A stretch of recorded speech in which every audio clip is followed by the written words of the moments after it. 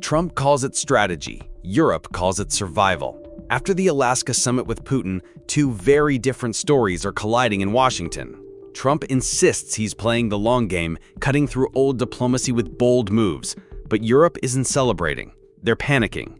Their sudden huddle with Zelensky at the White House doesn't look like strength. It looks like damage control. And that contradiction is the clearest sign that something, somewhere, has shifted. Picture the scene. Alaska's icy landscape as the backdrop. A handshake, a smile, and a brief set of remarks from Trump and Putin, images that seemed oddly calm, even friendly, given the stakes. Official statements called it productive, but behind the stage, something felt unfinished, not because of what was said, but because of what wasn't. In diplomacy, silence can be louder than words, and that silence has Europe rattled. Within hours of the summit, capitals from Berlin to Paris lit up with urgent calls. Intelligence briefings were fast-tracked, security advisors drafted memos, and by the next morning, an unusual flight schedule was taking shape. Top European leaders preparing to descend on Washington not weeks later, but days. That speed tells us everything. This isn't a routine check-in. This is fear. Fear that a shift has already happened and that Europe wasn't consulted. So what exactly is at the core of this panic? Let's unpack it. First, Trump's approach to Putin has never followed the traditional US playbook. Where past administrations emphasized deterrence, sanctions, and distance, Trump leans into unpredictability. He frames it as negotiation from strength, unafraid of shaking hands, unafraid of breaking taboos.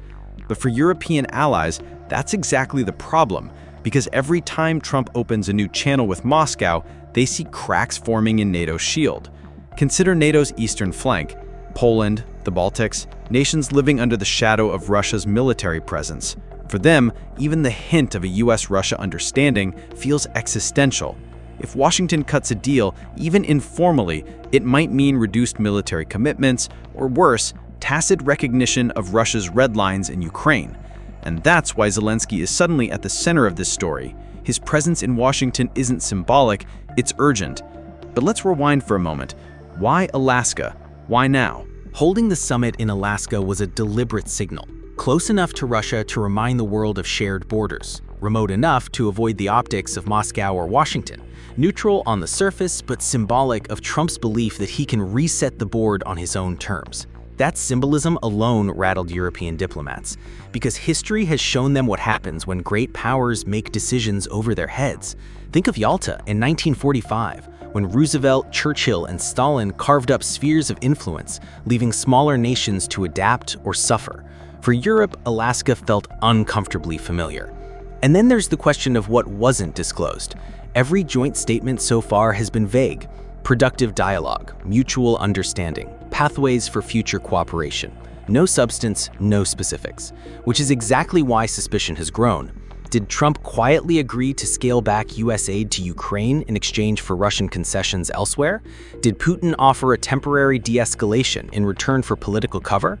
Or is this simply Trump's style, loud optics, quiet details, leaving allies in the dark until it suits him? Here's where the timing gets even sharper. Within 48 hours of Alaska, the announcement came. European leaders plus Zelensky would meet Trump at the White House. Normally, such a summit would take weeks to organize. The speed screams alarm. It suggests allies feel blindsided and need answers fast. And notice the choreography. Europe isn't meeting separately, isn't waiting for briefings from US diplomats. They're inserting Zelensky directly into the conversation with Trump. That's not protocol, it's insurance. By placing Ukraine's leader front and center, they're forcing Trump to tie his words to Ukraine's survival. It's a way of saying, you can't negotiate about us without us, not this time. But here's the deeper contradiction. Trump is portraying himself as the architect of a new balance, an American president bold enough to speak directly to Putin, bypassing bureaucracy. He calls it strategy. Yet Europe, watching from the outside, sees only survival, scrambling to make sure their security guarantees aren't eroded in the process. That divergence of perspective is dangerous, because when allies stop sharing the same narrative, cracks can quickly become fractures. Let's put numbers on this. Since 2022, the US has committed over $75 billion in aid to Ukraine. Europe collectively has matched or surpassed that. Together, this financial and military support has kept Ukraine in the fight, but sustaining it requires unity. If Trump signals, even subtly, that the US might pull back, European parliaments will feel pressure. Their voters already question why billions are flowing east while economies strain at home. Without America's anchor, Europe's consensus could unravel, and Putin knows it. This is why Alaska matters, not because of what Trump and Putin said, but because of what they might have left unsaid. The ambiguity itself is a weapon, and Europe, sensing that, is treating it like a live threat.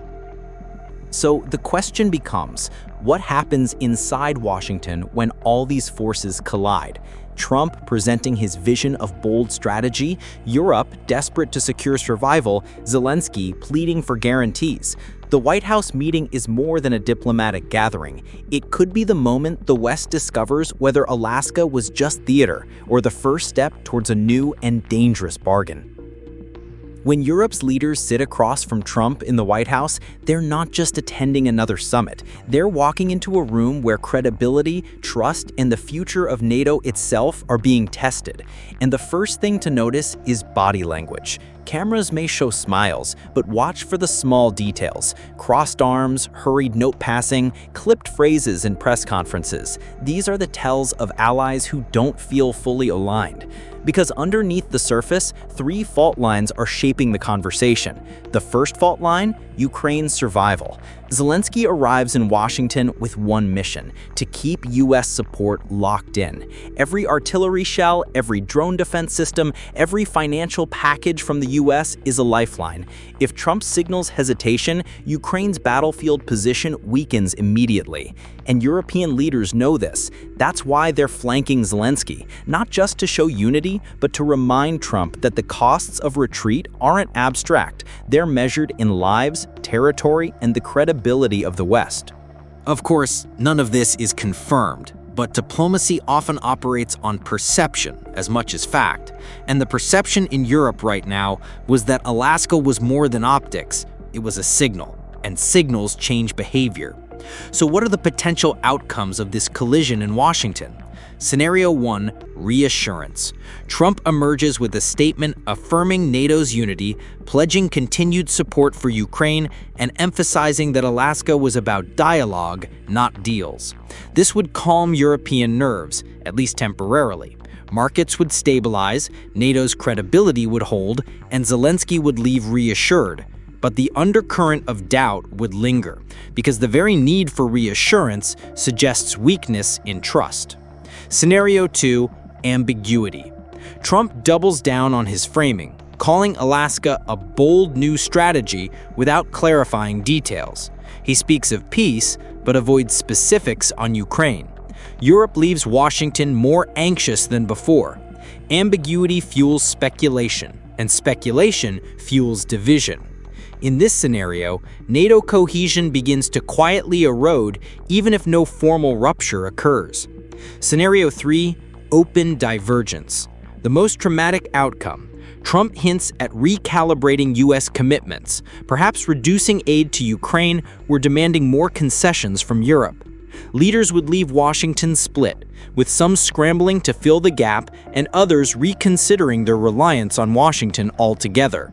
This would be the beginning of a historic fracture, one that Putin would exploit immediately.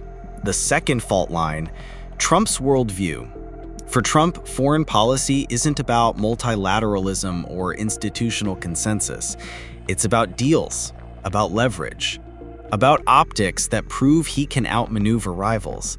He thrives on the appearance of control, on the ability to shock and reset. But in Europe, survival depends on predictability. Small states near Russia's border cannot gamble on uncertainty.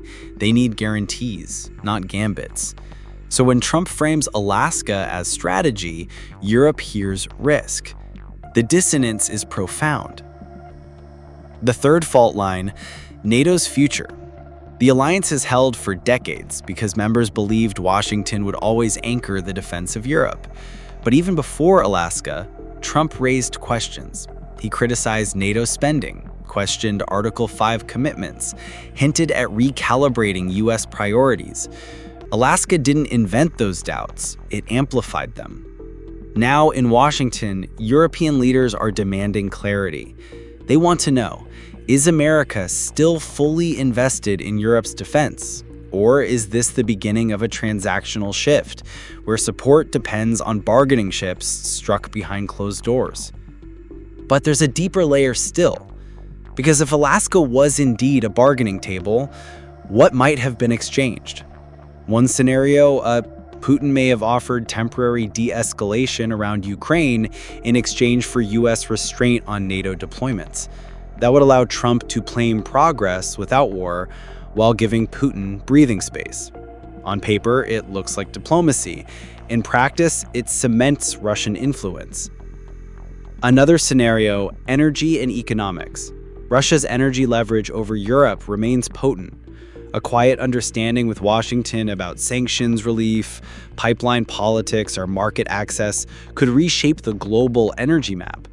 For Europe, dependent on alternatives since cutting Russian gas, such a shift could undercut years of painful restructuring. And then the most unsettling scenario, spheres of influence. A tacit acceptance that Russia controls its near abroad while the US focuses elsewhere. Perhaps China, perhaps the Middle East.